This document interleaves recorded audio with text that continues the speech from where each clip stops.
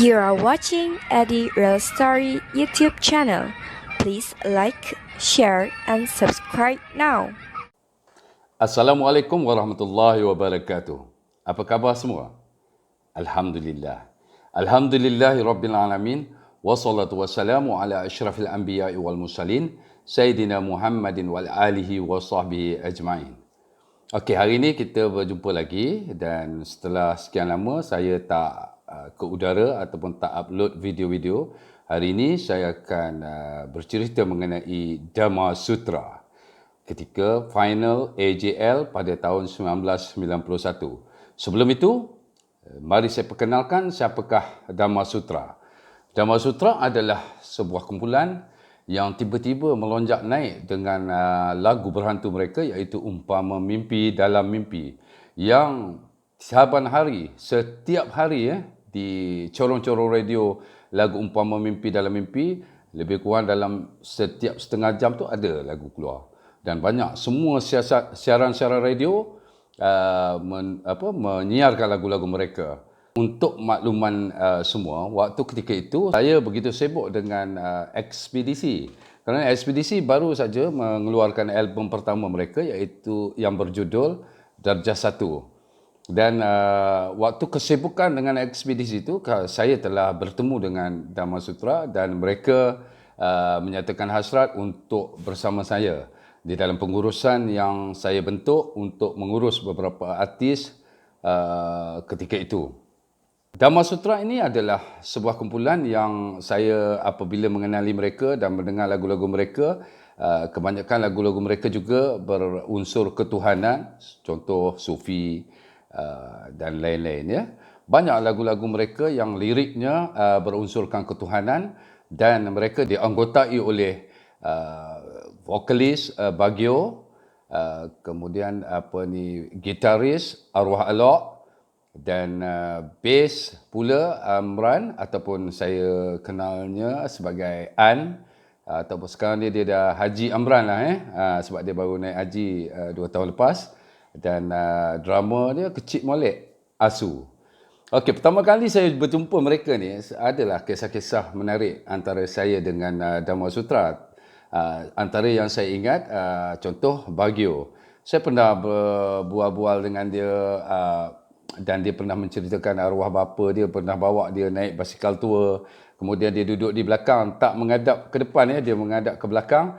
Kemudian dia tengok langit dan dia bertanya kepada ayah dia pelbagai soalan yang pelik-pelik Jadi itu antara kisah-kisah antara Bagio dengan arwah bapanya. Dan kemudian Asu pula, bila saya lihat, saya pertama kali jumpa Asu, saya tanya Asu, kau drama kau boleh ketuk ke? Pasal saya lihat dari susuk badan Asu yang kecil, saya tak sangka dia mempunyai stroke yang begitu menarik dan menawan hati. Okey, An tak payah diceritakanlah, dia memang seorang basis yang baik, yang bagus. Bukan sahaja baik dari segi sudut akhlaknya, tetapi dia juga adalah basis yang mempunyai skill yang begitu baik Beliau juga adalah basis itu juga adalah basis kepada kumpulan fotograf yang mana dia bersama arwah Syamrin di dalam fotograf. Jadi dia tidak asing lagi, semua orang kenal. Pada suatu hari pernah kalau dikaitkan antara ekspedisi dengan Dhamma Sutra ni, ada cerita menarik lah. Waktu saya mengurus kedua-dua mereka, pada satu hari itu ekspedisi akan mengadakan persembahan di Pulau Pinang, iaitu persembahan yang agak besar, iaitu Pesta Pulau Pinang. Dan pada hari yang sama juga Dhamma Sutra mempunyai show di Lenggong. Jadi mereka terpaksa berlepas waktu pagi dan ketika itu saya telah membeli 2 buah van, iaitu satu Venet Elite yang hitam tu dan kemudian lagi satu ialah Ford Econovan. Jadi van ni dua-dua masih dalam keadaan yang baik, baru, dan kebiasaannya ekspedisi akan menggunakan Ford Econovan dan Dhamma Sutra akan menggunakan Venet Elite. Pada pagi hari persembahan itu, kebetulan Dhamma Sutra datang awal. Jadi tiba-tiba Bagio tanya, Eddie, boleh tak kita orang guna Ford Econovan sekali je, jadilah. Kita orang nak rasa juga kan. Kata saya cakap, ambil lah, pakailah. Tak apa, tak ada masalah, bawa lah. Waktu tu Dharma Sutra, kalau tak silap saya lah, yang bawa dia adalah arwah Baba Rock. Jadi arwah Baba Rock pun ambil Ford Econovan, keluar, bawa Dharma Sutra semua naik, berangkat ke Lenggong. Okey, kemudian dalam setengah jam selepas itu, datang kumpulan ekspedisi. Sampai-sampai je, Mael mengaruk lah, marah kat saya. Dia kata, Eddie, mana Ford Econovan kita orang? Saya kata, Dharma Sutra bawa. Engkau, Eddie, benda macam ni pun kau tak boleh nak tetapkan ke? Kan aku dah cakap, kalau ekspedisi ada show, kau tak boleh bagilah van kepada band lain. Saya cakap, Mael, ini tak kira van mana pun, van Elite ni pun baru, bukan je van buruk, van lama kan. Jadi berlaku pertengkaran antara saya dengan Mael, dan kemudian Mael quit, lari tak nak pergi show. So berlaku perselisihan faham antara saya dengan Mael, dan Mael keluar daripada kawasan rumah saya dan hilang. Kemudian saya keluar cari dia, sebab kita ada show kan di Penang, jauh ya. Jadi kita tak dapat jumpa dia. Kemudian kita melakukan option kecemasan. Dan kita dah tak boleh ceritalah bab tu, kerana sekarang ni tujuan saya record ni adalah untuk cerita pasal Dharma Sutra, bukan ekspedisi. Kita berbalik kepada Dharma Sutra.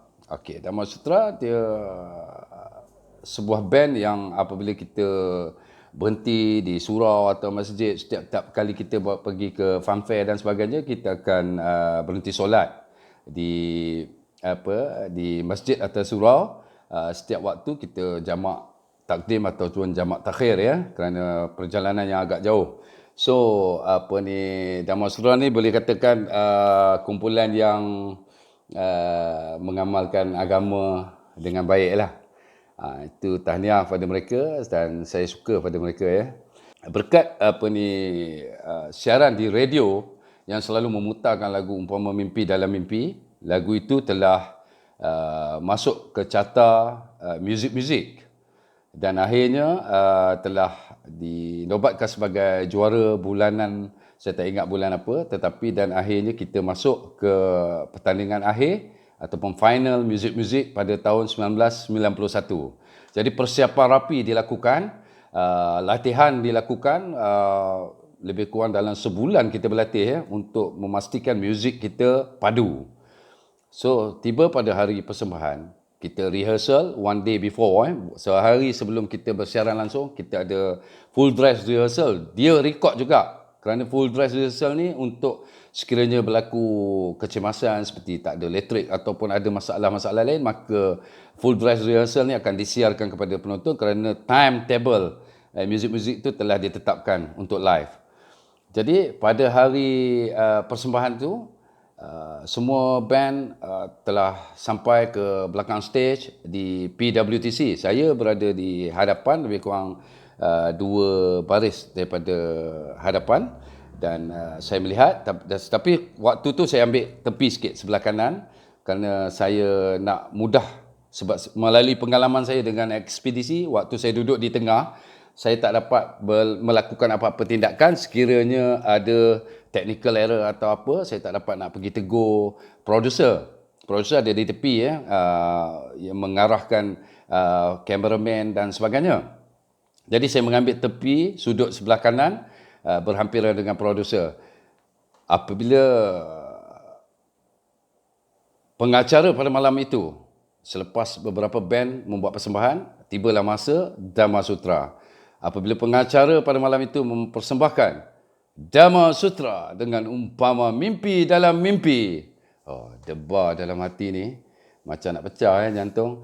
Bukan mereka, saya faham keadaan band boy ataupun pemuzik di atas stage.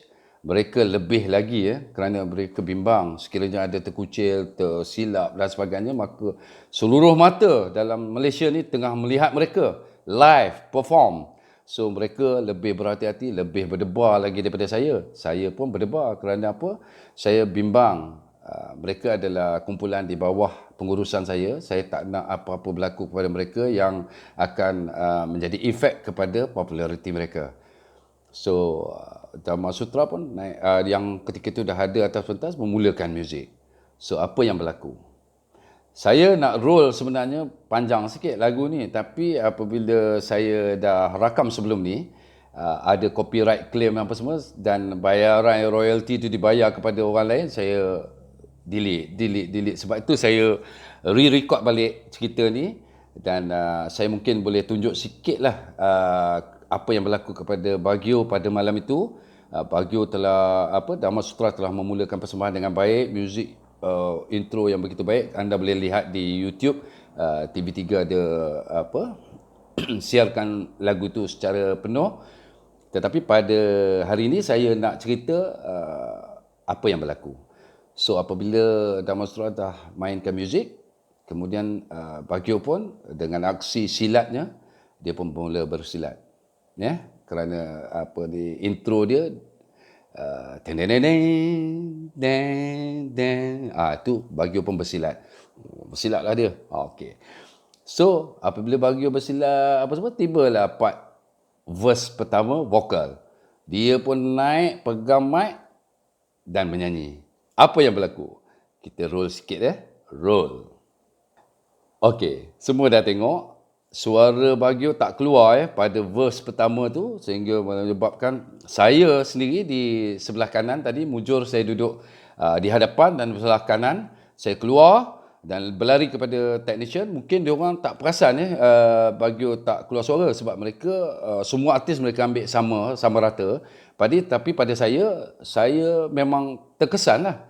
Baguio pertama sekali keluar kenangan, saya tak dengar je suara tu dekat depan, terus saya lari kepada producer. Saya cakap mic is not working. So dia pun kelang kabut lah, production crew ni semua kelang kabut dan akhirnya ada technician dan datang menghantar mic baru kepada Baguio. Barulah second verse dengar dan ia berjalan lancar sampailah ke penjudah persembahan. Apabila Dharma Sutra telah melakukan persembahan dengan begitu baik dan akhirnya Dharma Sutra telah mendapat tempat kedua kalau tak silap saya dalam persembahan. Apakah implikasi daripada persembahan baik Dharma Sutra pada muzik-muzik final itu? Selepas daripada muzik-muzik final itu, rupanya peminat-peminat ternanti-nanti mereka di semua funfair di seluruh negara. Jadi ketika itu Dharma Sutra apabila pergi funfair, padat orang. Semua orang datang untuk melihat sendiri bagaimana Baguio menyanyikan lagu mereka secara live. Juga pemuzik-pemuzik mereka yang profesional yang dapat meneruskan persembahan walaupun ada technical error. Biasanya kalau ikutkan, kalau mereka tak profesional mereka akan panik dan mungkin memberhentikan persembahan. Tapi tidak. Dharma Sutra meneruskan persembahan dan sehingga mereka akhirnya dianugerahkan persembahan kedua terbaik macam itulah lebih kurang. Jadi hasil daripada persembahan mereka itu, mereka mendapat laba daripada kehadiran peminat-peminat seni tanah air yang datang berbusu-busu di semua funfair yang mereka kunjungi. So itu saya katakan live show di TV very important untuk menentukan bahawa mereka akan mendapat tambahan pendapatan di dalam persembahan di funfair nanti. Okey. So kita tahu bahawa Dharma Sutra ini terdiri daripada 4 orang, kemudian kita ada ambil seorang keyboardist yang tidak asing dari Indonesia iaitu Mr. Rano. Dia adalah seorang profesional yang dia boleh main dan kita ambil dia sebagai string kat belakang untuk mengiringi Dharma Sutra pada setiap persembahan, even di funfair juga. Jadi dia boleh dikatakan extra members of Dharma Sutra. So apa yang berlaku apabila mereka telah mendapat laba ataupun keuntungan daripada persembahan live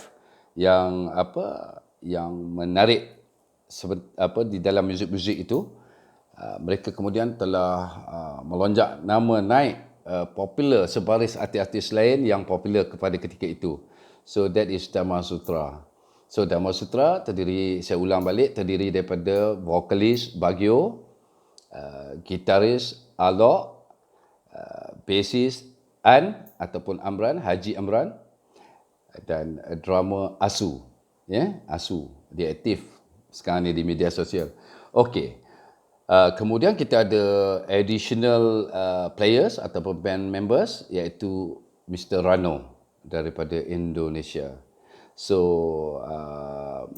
pada tahun lalu, kita mendengar kabar yang agak menyedihkan apabila kita dikejutkan dengan berita pemergian Brother Alok, iaitu gitaris Dharma Sutra. Waktu itu saya rasa saya bangun tidur, saya solat subuh apa semua, kemudian saya baca mesej dan saya dengar Brother Alok telah pun mengembuskan nafas yang terakhir, dan saya terus menghubungi Brother An ataupun Haji Amran untuk mendapat kepastian benarkah berita itu, dan dia mengesahkan. Dan saya lihat dia juga menguruskan jenazah sehingga selamat disemadikan. So marilah kita sama-sama mengucapkan inna lillahi wa inna ilaihi raji'un. Allahumma fillahu warhamhu wa'afihi wa'fu anhu. Semoga roh arwah Alok ditempatkan bersama orang-orang yang beriman dan yang beramal soleh. Al-Fatihah.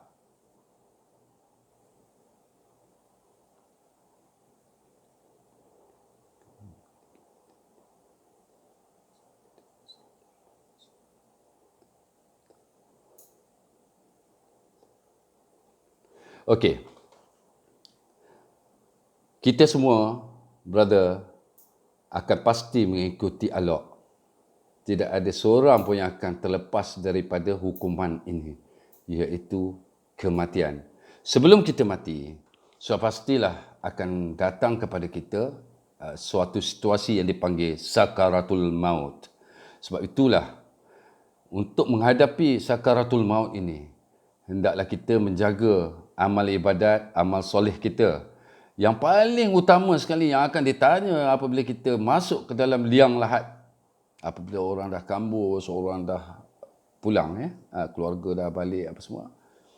Perkara pertama yang akan ditanya, of course, siapa Tuhan kamu dan sebagainya. Selepas kita lepas yang itu, akan ditanya amal yang pertama, iaitu adakah kamu solat atau tidak.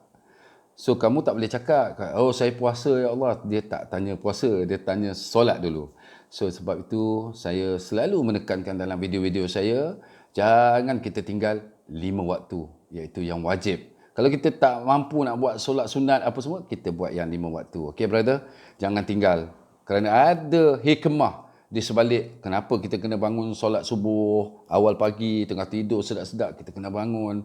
Kemudian kita solat di tengah-tengah hari, dini hari. Kemudian kita kembali disuruh, diperintah untuk solat pada waktu petang, iaitu asar, selepas matahari terbenam, maghrib, dan sebelum kita tidur, isyak. Jadi ada hikmah kenapa Allah Subhanahu Wa Taala mengatur 5 waktu ni dengan keadaan waktu yang begitu unik dan berbeza sekali. Hanya Allah Subhanahu Wa Taala yang Maha mengetahui, kerana Dia tidak memerlukan. Allah Subhanahu Wa Taala tak memerlukan apa pun daripada kita. Sebaliknya kitalah yang memerlukan bantuan daripadanya. So ingat brother dan sister, dan saya mengingatkan diri saya sendiri juga, supaya kita sama-sama menjaga amal soleh, dan semoga Allah Subhanahu Wa Taala menerima amal soleh kita yang kita niatkan semata-mata kerana Allah Subhanahu Wa Taala. Jadi dengan itu saya sudahi dengan wabillahi taufik wal hidayah. Wassalamualaikum warahmatullahi wabarakatuh.